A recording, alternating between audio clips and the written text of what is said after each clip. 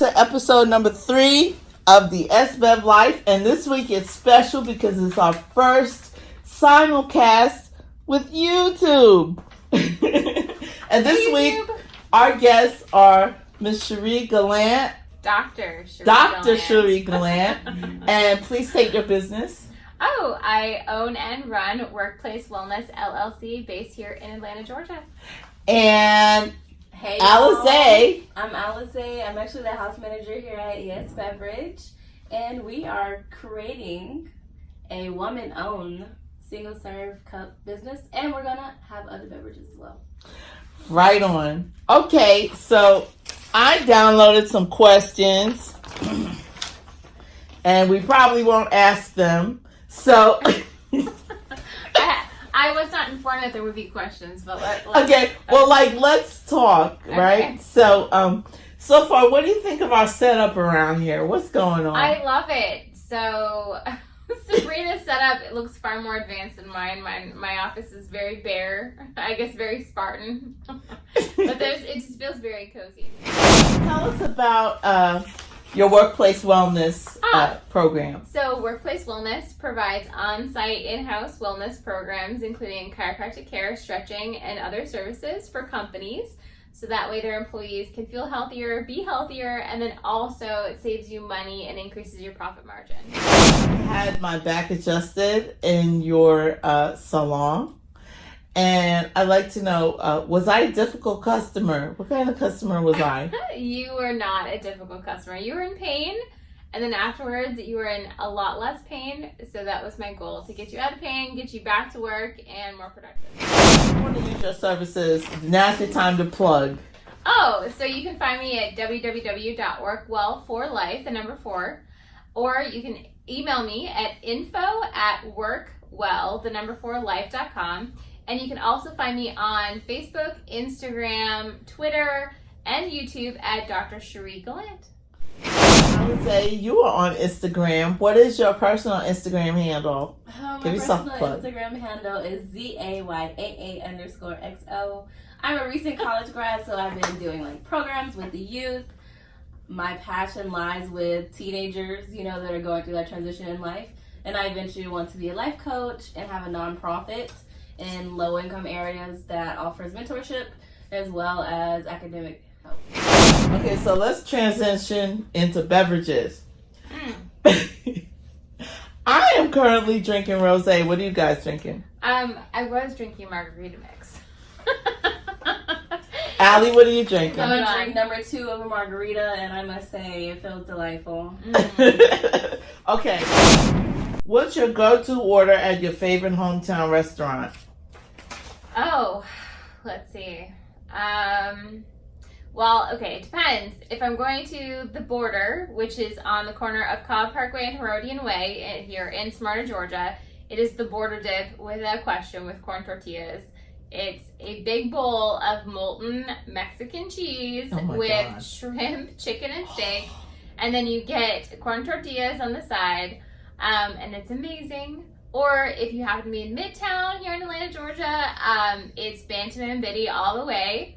You gotta get the fried chicken with the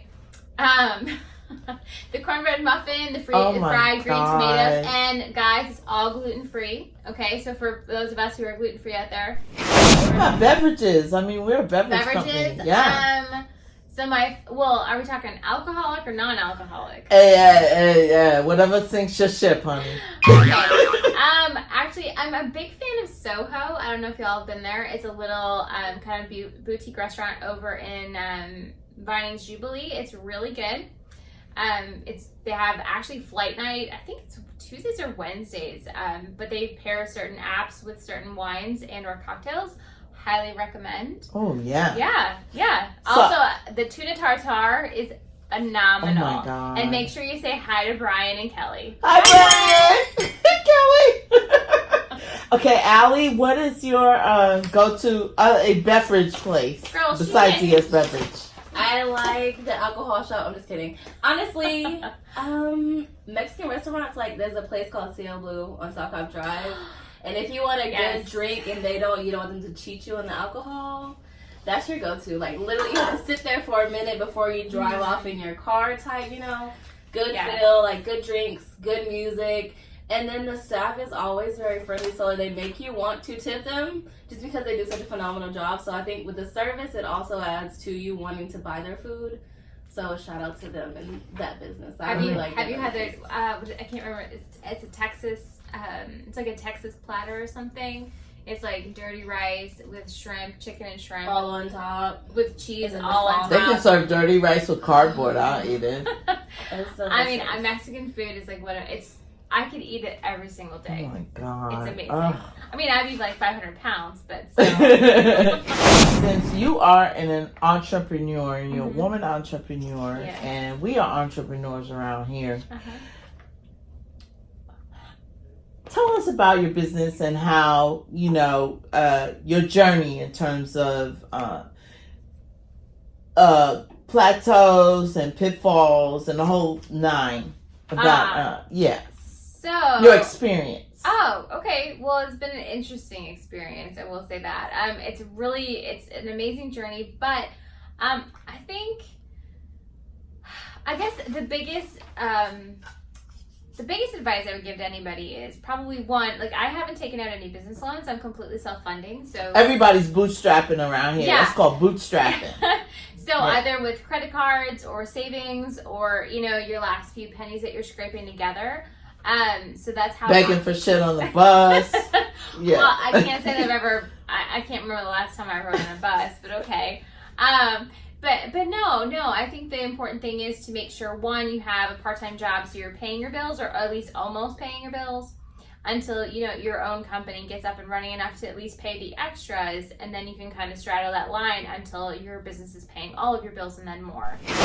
What piece of advice can you give other businesses that are like out here like us, hustling and bootstrapping and getting it done?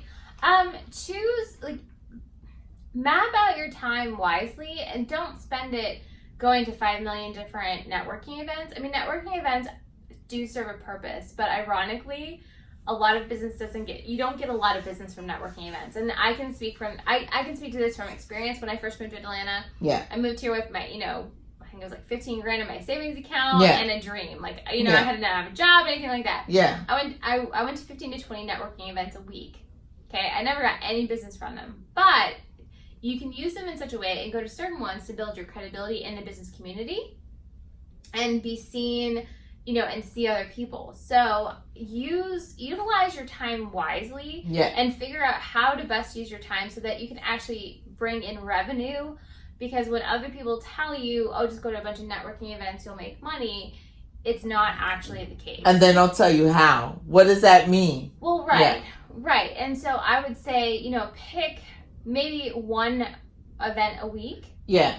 You know, and try out different things and see what you like, what you find helpful, you know, the people that you identify with and or are actually going to refer you business. Because some people are going to tell you, oh yeah, I'm going to like send you so much business, or yeah, let's work together. Yeah. Lots of people, you know, 1, are lazy, 2, don't care, or 3, you know, they just got... Or 1, 2, and 3. Right. Yeah. They're lazy and they don't care. I mean, it's not so much that they really don't care, but they just got a lot of other stuff going on and they just don't have time for anything else. Yeah. So you just have to be really careful. So I would say that's probably one of the biggest things when I started. If I had to do over again, I would have better utilized my time and money, not to mention my money, because these networking events are expensive. And if anyone lives in Atlanta, Georgia, you know, parking at Peachtree Center is a minimum of $10 to $20. Yeah. You know, for any event you go to. Yeah. So parking fees add up really quickly. Well, listen, I can tell you something. We went to get breakfast today, and I was railing because some guys were in suits, and we went to Dunkin' Donuts to get breakfast. And I'm, for fuck's sake, they're doing business in the Dunkin' Donuts. Like, rent desk space in a co-working space, something. Don't bring your clients to Dunkin' Donuts. I mean, everyone has a different business model, and some people, that's not impressive. I mean, no, but I will say, being from the north, people do business differently down in the south than they do up north. Oh, okay, so that's normal down here, huh? I don't know if it's normal, but I would say it's pretty commonplace. But again, I would say that it's like weird. I mean, Dunkin' Donuts? At least move up the IHOP. Are you gonna drag client to breakfast or? I have props. So, Allie, what are you observing since you've been here at ES? What's going on? Honestly, I'm big on like genuine people. Yeah. So far, I've met a lot of like you. Honestly, are phenomenal. I feed off of vibes. So if I feel like people aren't coming from a genuine place and they don't actually want to be here, I'm like, can you just get on my face? You know, type thing. Because like you said, like we're out here grinding, we're trying to do something, we have a purpose. So people that aren't purpose driven really just kind of like get in the way for me, and they take up space. Even though it's like, you know, I respect you and what you're doing. It's just like, can you just move along so I can handle my business? So what's the biggest thing you've learned about entrepreneurship, and or in terms of, or have you learned anything specifically about beverages? Because we are a beverage company after all. A lot goes into a little Kcup itself. I'll just say that it's more beyond just the name or the brand. Like, it's the company itself and the history behind them all. Like, just in doing research, you really figure out like how people get into what they're doing and where that passion comes from. Cherie, are you a Kcup girl, or you like more of a cafe type of girl? I'm more of a cafe type of person. Okay. Anyone who pays any attention here in our co-working space will tell you I go back and forth between the hot water dispenser multiple times a day. I try to drink a lot of fluid. You know, I try to make sure I'm well hydrated, but I'm definitely more of a cafe type of person rather than a cafe. Yeah, you're into the experience. Yes. Yeah. Yeah. Okay. Yeah, okay. I definitely enjoy the experience. I mean, you know, if I go to a cafe, it's not just about the coffee, it's about the ambiance, you know, so if it's a place that's like super crowded and super dirty, I'm not going to be there no matter how expensive the coffee is. Do you have a favorite memory in the cafe, like, or? I don't know about a favorite one. I have some very interesting ones in a cafe. I've had some Yeah. I've had some very interesting coffee dates, I will say that. Okay, so give us one. So the coffee shop is also a date spot? Uh-oh. Is that what you're referencing? Yes. So I mean, it's not so much like although I did meet one person there, one person that I had gone on subsequent dates with, but a lot of times the coffee shop is a good place to kind of meet someone for a first date where it's neutral, it's in the public, you know. Yeah, that makes sense. No fat,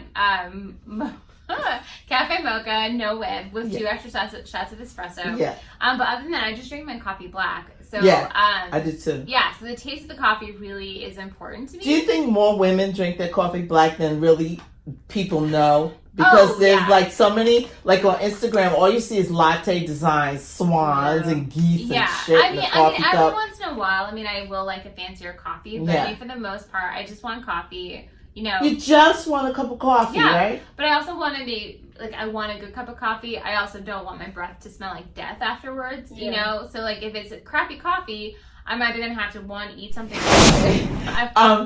What is your favorite coffee? I'm not a coffee girl. I'm more of like a hot cocoa. You suck. See, this is a problem. Are you taste testing tea during this podcast? I'll get the vanilla chai. Okay. I'm gonna sip on my Margarita. Some of us have. You're fired. What's your fantasy beverage? Alcoholic or non-alcoholic? I don't care. I guess if I'm feeling extra fancy on the alcoholic side, I might do a chocolate martini or an old fashioned. That's not as fancy as I get with alcoholic beverages. I'm not like really into fruity things or, you know, super complicated orders. Coffee, like I said, is the cafe mocha, 2 extra shots of espresso, no whip. Let me ask you the question. How the F are you going to sell coffee to people and you don't even like the taste? Because my mom is a habitual coffee drinker. You pour your margarita into our coffee-like cups. Okay. That's just wrong. I feel like I should have to hold this like up. You can get these coffee-like cups at Zazzle. Look for ESBEVLiFE. Nick David is our designer. He designs merch for ES Beverage, and we love him to death. He's fabulous. Did he design your pillows too? Or? Yes. Oh yeah. Where's the pillow? Oh, see, it's okay. He designed the pillow. It's like flowers on one side and Nick David on the other. I don't know. This concludes the podcast simultaneous video cast, and Thanks to my guests, Dr. Cherie Gallant and Ms. Alazaih Evans. And we are continuing each week to live the coffee life at ES Beverage.